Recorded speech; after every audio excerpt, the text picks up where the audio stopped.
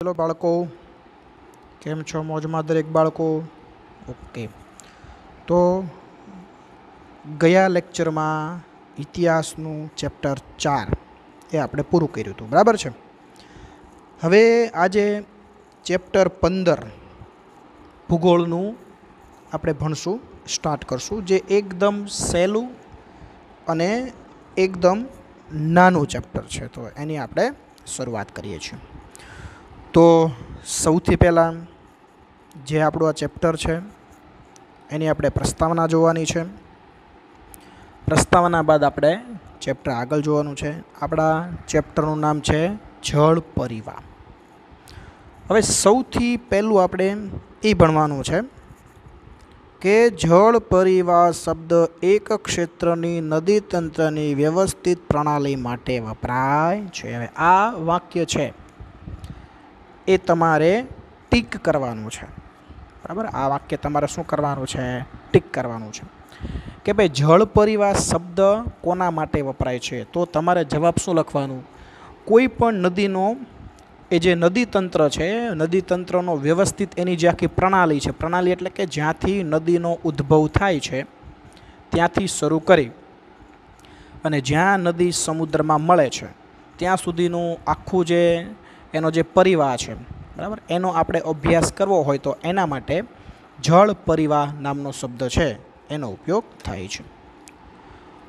भारतनुं भूपृष्ठ जोता जणाय छे कि एक मुख्य नदी अने तेनी शाखा नदीओ जुदी जुदी दिशाएथी आवीने जोड़ाय छे।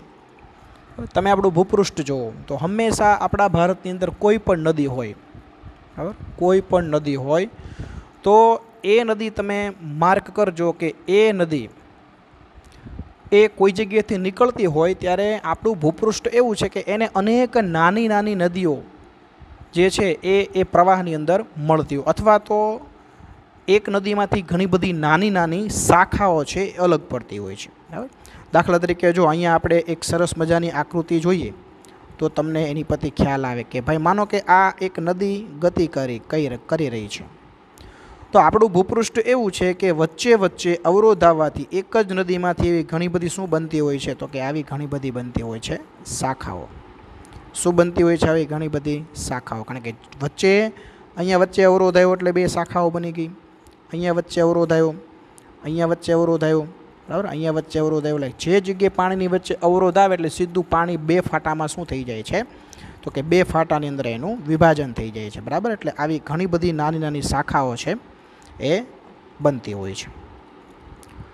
આ નદીઓનું જળ કોઈ જળાશય, સમુદ્ર કે રણ પ્રદેશને મળે છે। હવે જો અહીંયા આપણે સરસ મજાની આ નદી દોરેલી છે। હવે આ નદી આગળ ગતિ કરતી કરતી જાય એટલે એ નદી કાં તો કોઈ સમુદ્રમાં મળે अथवा तो कां तो कोई रण प्रदेश ની અંદર એક નાનું મસ્તું સરોવર બની અને એમાં એનું પાણી શું થઈ જાય છે? વિલીન થઈ જાય છે, બરાબર। હવે મોટાભાગની નદીઓ છે ને એ મોટાભાગે સમુદ્રમાં મળતી હોય છે, પણ જો કોઈ નદી રણ પ્રદેશમાં એનું પાણી છે એ વિલીન થાય તો એને આપણે શું કહીએ છીએ? કુંવારિકા કહીએ છીએ। ભૂગોળની ભાષામાં એને અંતસ્થ નદી કહેવાય। ભૂગોળની ભાષામાં એને કઈ નદી કહેવાય? અંતસ્થ નદી, બરાબર। અને આપણી ગુજરાતી સાદી ભાષામાં એને કુંવારિકા કહે, કારણ કે નદી છે, નદી એ એનો પતિદેવ કહેવાય। શું કહેવાય બાળકો? પતિદેવ। જે નદીઓ પોતાના પતિદેવને મળતી નથી, કુંવારી રહી જાય છે, એને કુંવારિકા તરીકે ઓળખવામાં આવે છે। અને તમે જ્યારે પ્રાઇમરીમાં હતા ત્યારે તમારે એવી 3 નદીઓના નામ આવતા કે જે કુંવારિકા હતી, જે અંતસ્થ નદીઓ હતી, બરાબર। હું તમને નામ કહું છું એના, બનાસ, રૂપેણ અને સરસ્વતી। આ બનાસ, રૂપેણ અને સરસ્વતી જે 3 નદીઓ છે એ નદીઓ કોઈ સમુદ્રમાં મળતી નથી, બરાબર। એ કોઈ કચ્છનું જે આપણું રણ છે એની અંદર સરસ મજાનું સરોવર બનાવી અને એની અંદર એના પાણીનું શું થઈ જાય છે? વિલીન થઈ જાય છે, એટલે એને આપણે કુંવારિકા એવું કહેશું। આ પ્રકારે એક નદી તંત્ર દ્વારા તેનો પ્રવાહ જે ક્ષેત્રમાંથી પસાર થાય તેને નદી બેસિન કહેવાય છે। જો સૌથી પહેલાં તો જળ પરિવાહ શબ્દનો ઉપયોગ ક્યાં થાય છે? તો એના માટે આપણે જોયું કે ભાઈ કોઈ પણ નદીનો અભ્યાસ કરવા માટે જળ પરિવાહ શબ્દનો ઉપયોગ થાય છે। બીજું તમારે એક આ યાદ રાખવાનું છે કે ભાઈ નદી બેસિન એટલે શું?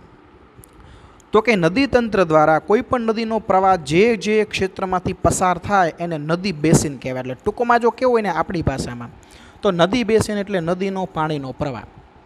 આપણી ભાષામાં કેવું હોય તો નદી બેસિનનો મતલબ શું થાય? નદીનો પાણીનો પ્રવાહ.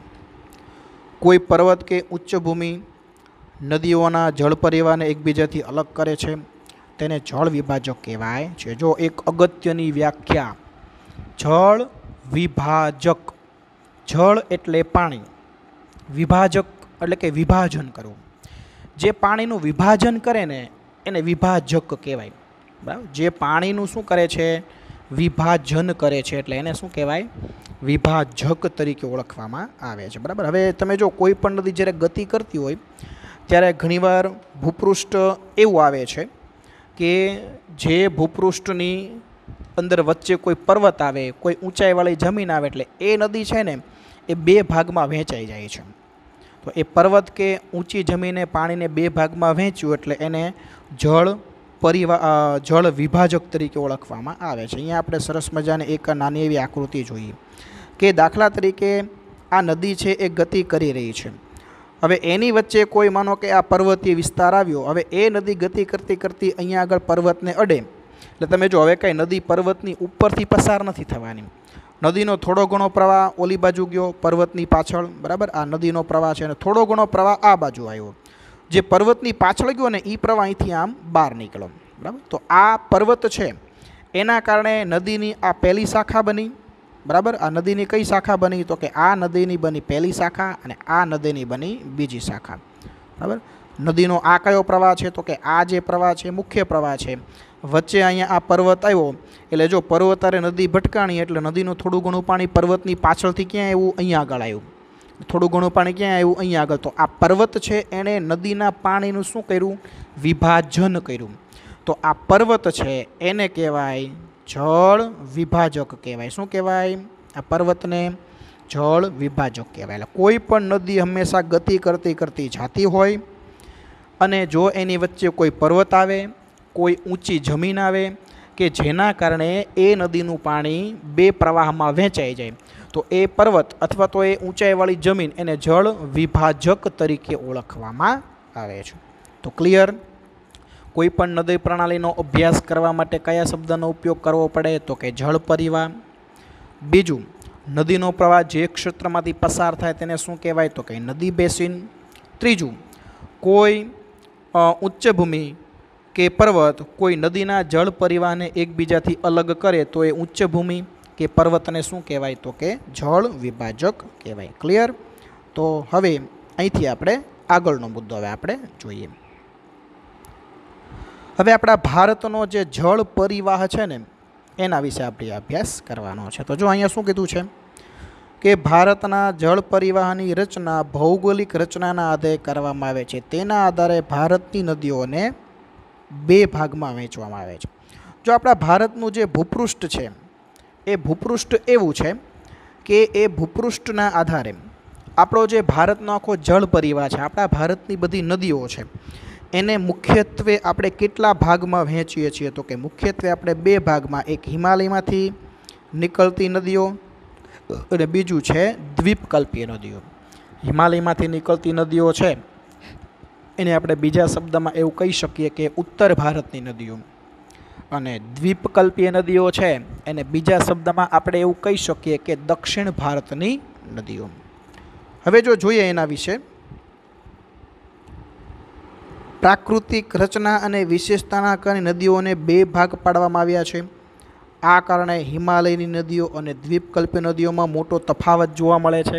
હવે જો અહીંયા તમને એવો પ્રશ્ન પૂછાય કે ભાઈ તફાવત લખો, હિમાલયમાંથી નીકળતી નદી અને દ્વીપકલ્પીય નદી. તો હવે એ બંનેના તફાવતના મુદ્દામાં તમારે શું લખવાનું છે આપણે જોઈએ, કારણ કે બંને નદીઓ વચ્ચે ઘણો બધો શું રહેલો છે? તફાવત રહેલો છે. હિમાલયની નદીઓમાં જળ પ્રવાહ કાયમી જોવા મળે છે. તેમાં 12 માસ જળ પ્રવાહ રહે છે. ચોમાસામાં વરસાદના કારણે અને ઉનાળામાં શિખરોના બરફ પીગળતા તળેટીમાં જળ જથ્થામાં વધારો થતાં નદીઓના પ્રવાહમાં વધારો થાય છે.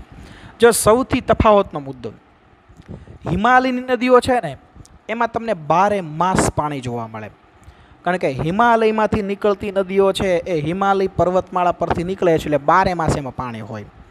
ઉલટાનું ઉનાળામાં અને ચોમાસામાં જે નદી હિમાલયમાંથી નીકળે છે ને એના પાણીના પ્રવાહમાં વધારો થાય. ઉનાળામાં શું કામ પાણી વધે? તો કે હિમાલયનો બરફ ઓગળે એનું પાણી બધું નદીમાં આવે. ચોમાસામાં શું કામ પાણી વધે? એ તો આપણને ખબર જ છે કે ભાઈ વરસાદના કારણે પાણીમાં વધારો થાય. એટલે હિમાલયમાંથી જે નદી નીકળતી હોય એ નદી કોઈ દી સુકાય નહીં, એના પાણીમાં કોઈ દિવસ તમને ઘટાડો જોવા મળે નહીં. 12 માસ તમને શું જોવા મળે? પાણી જોવા મળે.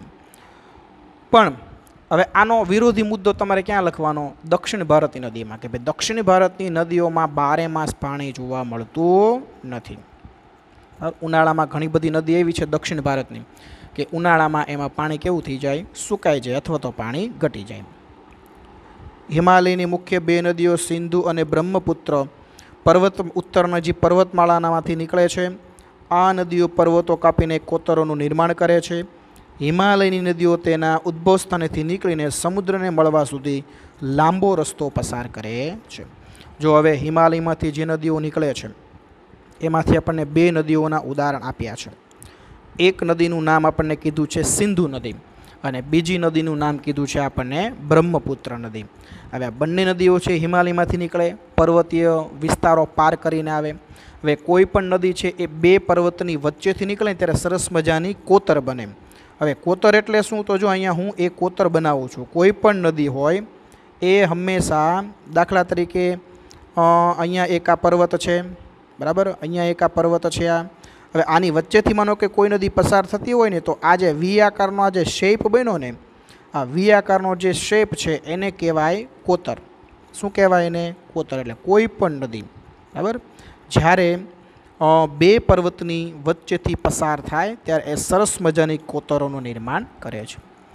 પછી કીધું છે કે ભાઈ હિમાલયની નદીઓ છે એ પોતાના ઉદ્ગમ સ્થાનેથી નીકળીને, બરાબર, હિમાલયની જે નદીઓ છે એ પોતાના ઉદ્ગમ સ્થાનેથી નીકળીને સમુદ્રને મળવા જાય ત્યાં સુધીમાં ખૂબ જ લાંબુ અંતર કાપે છે.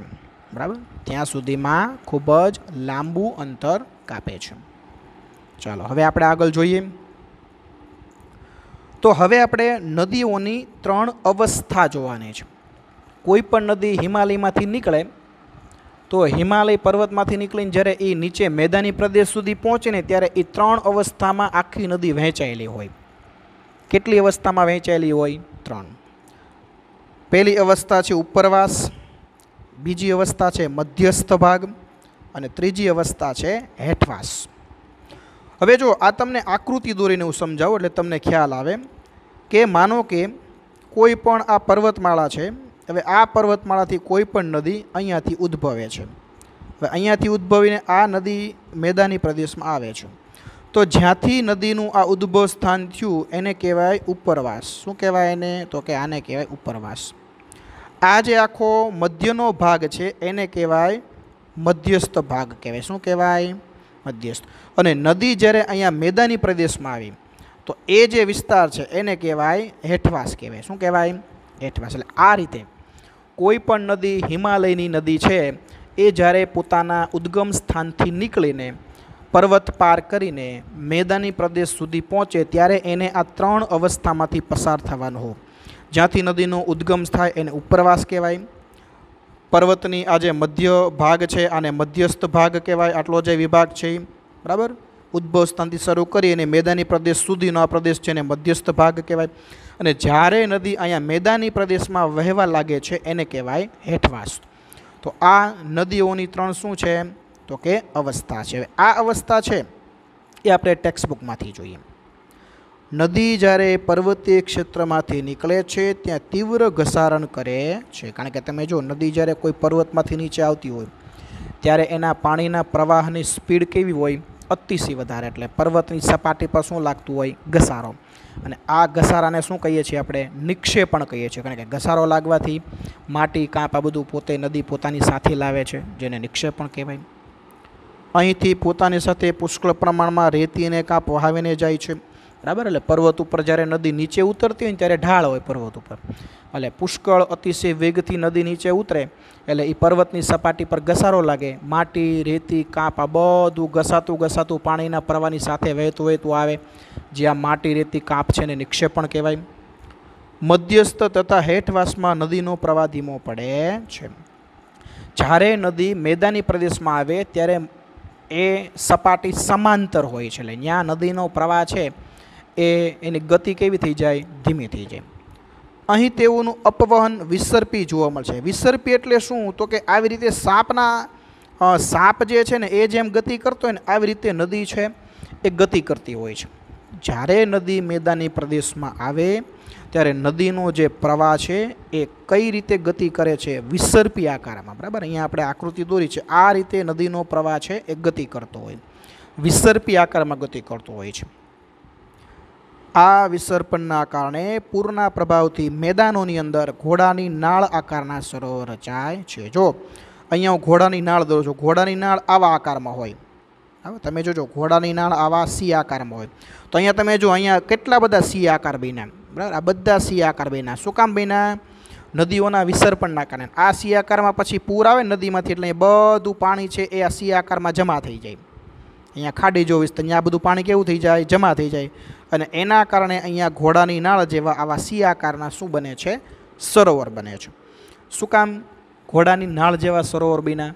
તો એનું એક જ કારણ કે નદીનો જે પ્રવાહ છે એ કઈ આકારથી ગતિ કરે છે? તો કે વિસર્પી આકારથી ગતિ કરે છે. એટલે ઘોડાની નાળ જેવા શું બન્યા? સરોવર. મુખ પ્રદેશ આગળ નદીઓ અનેક શાખામાં વિભાજિત થાય છે અને કાળક્રમે આ વિભાજિત ભાગને ત્રિકોણ આકારના અતિશય ફળદ્રુપ ભાગમાં રૂપાંતર પામે છે, જેને ડેલ્ટા કહેવામાં આવે છે. મુખ આગળ એટલે શું? તો મુખ આગળ એટલેનો મતલબ શું થાય કે નદી જ્યારે સમુદ્રને મળવા માટે જાય ત્યારે સમુદ્ર આગળ જ્યારે એ નદી છે એ સમુદ્રને મળે ને ત્યારે આવી અનેક શાખાઓમાં વહેંચાઈ જાય. આવી અનેક શાખામાં શું થઈ જાય? વહેંચાઈ જાય. નદીનો પ્રવાહ એકદમ ધીમો પડી ગયો હોય, આવી નાની નાની ઘણી બધી શાખામાં વહેંચાઈ જાય. અને પ્રવાહ ધીમો પડી ગયો એટલે નદી પોતાની સાથે લાવેલું માટી કાંપા બધું અહીંયા શું કરે છે? તો કે અહીંયા બધું માટીને કાંપને બધું અહીંયા ઠલવી દે છે. એના કારણે આ આખું ત્રિકોણાકાર આ મેદાન બને છે. ક્યાં આગળ? દરિયાના કિનારે. અને આ મેદાન બન્યું એને કહેવાય છે ડેલ્ટા કહેવાય. શું કહેવાય મેદાનને? ડેલ્ટા પ્રદેશ કહેવાય. બરાબર, આ ડેલ્ટા પ્રદેશ કેવો હોય? ખૂબ જ ફળદ્રુપ હોય છે. હવે આગળ, હવે જો આ બધી વાત કરીને આપણે એ બધી વાત આપણે ઉત્તર ભારતની નદીઓની કરી. બરાબર, કે 12 માસ પાણી હોય, પાણી કોઈ દી સુકાય નહીં. એ નદી જ્યારે પર્વત પાર કરીને આવે ત્યાં સુધીમાં 3 અવસ્થામાં વહેંચાયેલી હોય. એટલે આ બધી વાત આપણે કરીને ઉત્તર ભારતની. હવેનો જે પેરેગ્રાફ છે ને એમાં જે નદી વિશે વાત કરવાના છીએ એ બધી નદીઓ છે એ કઈ છે? તો કે એ બધી નદીઓ છે એ દક્ષિણ ભારતની નદીઓની વાત કરવાના છે. મતલબ કે હવે આપણે જે નદીની વાત કરવા જઈ રહ્યા છે એ છે દ્વીપકલ્પીય નદીઓ. કઈ નદીઓ છે? દ્વીપકલ્પીય. દ્વીપકલ્પીય નદીઓ મોસમી છે કારણ કે તેનો જળજથ્થો વરસાદ પર આધારિત છે. જો દક્ષિણ ભારતની નદીઓ છે બધી મોસમી છે. જ્યારે ચોમાસાની મોસમ આવે ત્યારે નદીમાં પાણી જોવા મળે. જ્યારે ચોમાસાની મોસમ પૂરી થઈ જાય એટલે નદીમાં પાણી જોવા મળે નહીં. પાણી ઘટી જાય અથવા તો પાણી સાવ સુકાઈ જાય એટલે એને મોસમી નદી કહેવાય. મોસમ પર આધારિત નદી. મોસમ હોય ત્યારે પાણી જોવા મળે, જેવી મોસમ પૂરી થાય એટલે પાણી જોવા મળે નહીં. શુષ્ક ઋતુ દરમિયાન તેનો પ્રવાહ ઘટી જાય છે અથવા તો બંધ થઈ જાય. ઉનાળા જેવી ઋતુ આવે એટલે દક્ષિણ ભારતની નદી છે એનો પ્રવાહ કાં તો ઘટી જાય ને કાં તો પ્રવાહ ઘટી જાય ને કાં તો સાવ નદી કેવી થઈ જાય? સુકાઈ જાય. હિમાલયની નદીઓની સરખામણીમાં આ નદીઓની લંબાઈ ઓછી હોય છે તેમજ છીછરી હોય છે. હિમાલયની નદીઓની તમે જો લંબાઈ વધારે અને એની ઊંડાઈ પણ કેવી? વધારે. એટલે જ હિમાલયની નદીઓનો જળમાર્ગ તરીકે તમે ઉપયોગ કરી શકો. પણ દ્વીપકલ્પીય નદીઓ છે એનો તમે જળમાર્ગ તરીકે ઉપયોગ કરી શકતા નથી કારણ કે એની લંબાઈ પણ ઓછી છે અને એની ઊંડાઈ પણ ઓછી છે. હોડકું મૂક્યું તો રસ્તામાં સલવાઈ જાય, ધક્કો મારીને બહાર કાઢવું પડે. બરાબર, એટલે તમે દક્ષિણ ભારતની નદીઓ છે એનો જળમાર્ગ તરીકે ઉપયોગ કરી શકતા નથી. ભારતની પ્રાકૃતિક એટલે કે કુદરતી રચના અને પહાડી ઢોળાવના કારણે મોટાભાગની દ્વીપકલ્પી નદીઓ પશ્ચિમમાંથી નીકળી પૂર્વ તરફ વહી બંગાળની ખાડીને મળે છે. દ્વીપકલ્પી નદીઓ માટે પશ્ચિમ ઘાટ એ મુખ્ય જળ વિભાજક છે. જો આપણી ભારતની ભૌગોલિક રચના એવી છે કે આપણા ભારત દેશનો બધો ઢાળ છે ને જમીનનો એ બંગાળની ખાડી બાજુ છે. એટલે મોટાભાગની નદીઓ છે એ પશ્ચિમમાંથી નીકળી પૂર્વમાં બંગાળની ખાડીની સમુદ્રને મળે છે.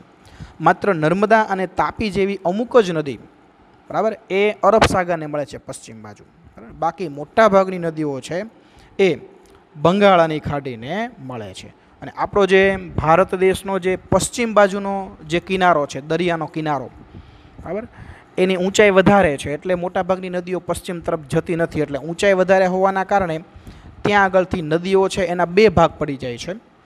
એ જળ વિભાજક કહેવાય, બરાબર. પશ્ચિમ બાજુની જમીનની ઊંચાઈ વધારે છે, એ ઊંચાઈ વધારે છે એટલે આપણે હમણાં આગળ જ ભણીએ કે જે જગ્યાએ જમીનની ઊંચાઈ વધારે હોય અથવા તો પર્વત હોય ત્યાં નદીઓના પ્રવાહ બે ફાંટામાં વેચાઈ જાય તો એ પર્વત કે ઉચ્ચભૂમિને જળ વિભાજક કહેવાય.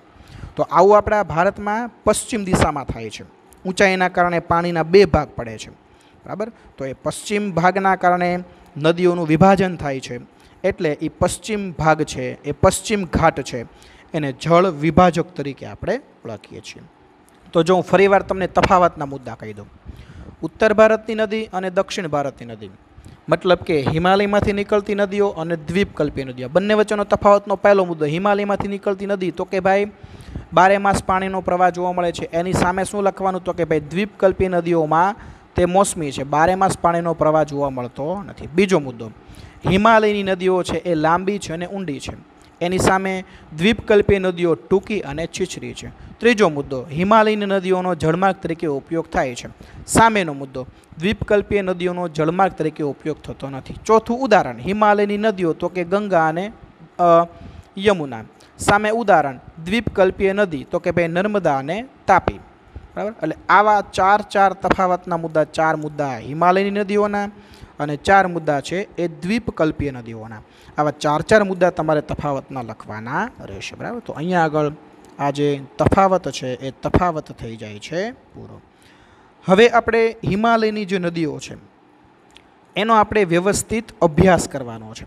તો હિમાલયની જે નદીઓ છે એમાં સૌથી પહેલાં આપણે કઈ નદી જોશું તો કે હિમાલય નદીઓમાં સૌથી પહેલાં સિંધુ નદીનો અભ્યાસ કરશું, ત્યારબાદ આપણે ગંગા નદીનો અભ્યાસ કરશું અને ત્યારબાદ આપણે જોશું બ્રહ્મપુત્ર નદી. આ 3 નદીઓનો આપણે અભ્યાસ કરીએ એટલે હિમાલયમાંથી નીકળતી નદીઓ પૂરી. ત્યાર પછી દ્વીપકલ્પીય દક્ષિણ ભારતની નદીમાં નર્મદા નદી, તાપી નદી, ગોદાવરી નદી, મહાનદી, કૃષ્ણા નદી, કાવેરી નદી, આટલી નદીનો અભ્યાસ કરશું એટલે નદીઓનો અભ્યાસ થઈ જાય પૂરો, નદીઓનો આખો ટોપિક થઈ જાય પૂરો, બરાબર. ત્યાર પછીનો ટોપિક છે એ સરોવર વિશે આપણે અભ્યાસ કરવાનો આવશે. તો આજે આપણે અહીંયા સુધી રાખીએ છીએ. હવે જે નવો ટોપિક ચાલુ થાય છે, બરાબર, સિંધુ નદીની જે જળ પરિવાહ પ્રણાલી છે એનો આપણે અભ્યાસ કરવાનો છે નવા ટોપિકની અંદર. એ આપણે આવતા લેક્ચરની અંદર સ્ટાર્ટ કરશું. તો આજે આપણે કેટલા મુદ્દા ભણ્યા? પ્રસ્તાવના ભણ્યા. પ્રસ્તાવનામાં જળ પરિવાહ એટલે શું, નદી બેસીન એટલે શું અને જળ વિભાજક એટલે શું, 3ની વ્યાખ્યા યાદ રાખવાની. પછી આપણે જળ પરિવાહના પ્રકારો 2 ભણ્યા, હિમાલયમાંથી નીકળતી નદી અને દ્વીપકલ્પીય નદી. હિમાલયમાંથી નીકળતી નદીઓમાં નદીઓની 3 અવસ્થા જોઈએ આપણે, ઉપરવાસ, મધ્યસ્થ ભાગ અને હેઠવાસ, બરાબર. અને છેલ્લે મેં તમને તફાવત કઈ રીતે લખવો હિમાલયની નદીઓ અને દ્વીપકલ્પી નદીઓ, આ બંને વચ્ચેનો તફાવત છે એ તમારે કઈ રીતે લખવો એની આપણે ચર્ચા કરી. તો આટલા મુદ્દાનો આપણે અભ્યાસ કર્યો. તો હવે અહીંયા આગળ આજનો જે લેક્ચર છે એ આપણે સ્ટોપ કરીએ છીએ. આવતા લેક્ચરની અંદર આપણે હિમાલયમાંથી જે નીકળતી નદીઓ છે એ 3 નદીઓ છે એનો આપણે અભ્યાસ કરવાનો છે, બરાબર. કઈ 3 નદી? સિંધુ નદી, ગંગા નદી અને એની પછી છે બ્રહ્મપુત્ર નદી. તો અહીંયા આગળ આજનો લેક્ચર આપણે સ્ટોપ કરીએ છીએ. જે હોમવર્ક આપું છું એ હોમવર્ક દરેક બાળકો નોટ કરી લેશો.